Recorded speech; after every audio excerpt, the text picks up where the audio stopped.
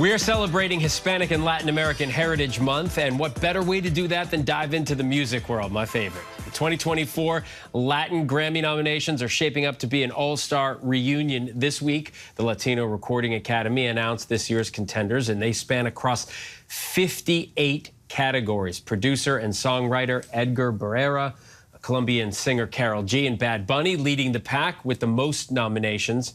Rolling Stone also taking a look at some of the most exciting scenes and game-changing stars in the industry as genres continue to evolve. So joining me now with more on all of this is Deputy Music Editor at Rolling Stone, Julissa Lopez. Julissa, thanks so much for taking the time on a Saturday. I'd love to start by talking about how all these genres and artists are now really global in a big way. Many will say you don't even have to understand what the lyrics are saying. You don't have to understand whatever language it's in to get what the music is trying to get across. How did this latest global explosion begin? Because I remember the late 90s, early 2000s when, you know, Ricky Martin and Shakira all came, and there was an explosion then too.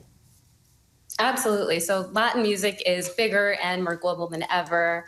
The Luminate mid-year report just came out in 2024 and showed that this is the fastest streaming genre in the US right now. And other reports have shown us that it's topped $1 billion in revenue the last 2 consecutive years. So it hit $1.1 billion in 2022, 1.4 in 2023. So just the commercial growth of Latin music continues to be incredibly impressive, with artists like Bad Bunny, Karol, being among the most streamed artists in the world. And I would argue, you know, that Latin music has always been massively, massively popular. We're just seeing some incredible numbers as it continues to grow. Yeah, and also the way we're listening to music and the way we stream now. Talk to us about this new project you worked on with Rolling Stone. How did it come about, and what are you hoping to showcase? Yeah, so we really wanted to capture this growth, right? And so Hispanic Heritage Month was started on September 15th, and we thought what better way to celebrate than to highlight how massive Latin music is becoming. So we're calling this project Sonido Latino.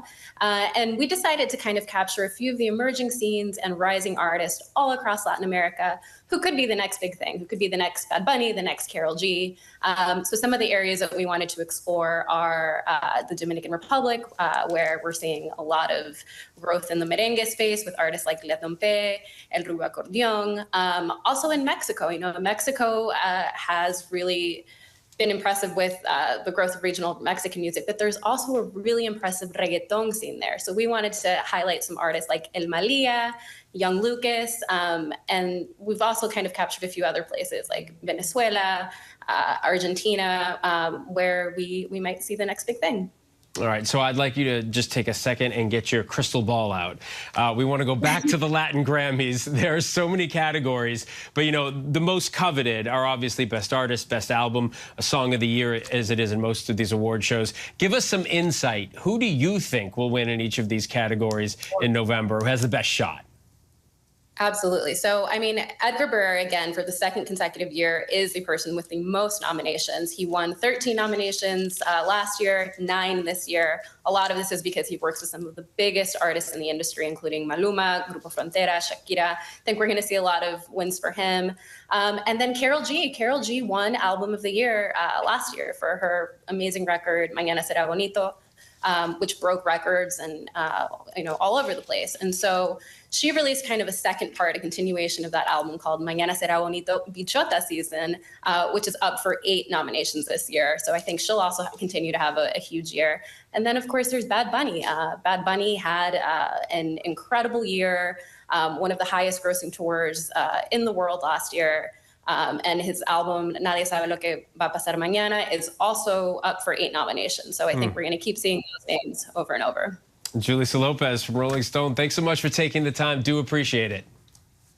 Thank you so much. Thank you for having me.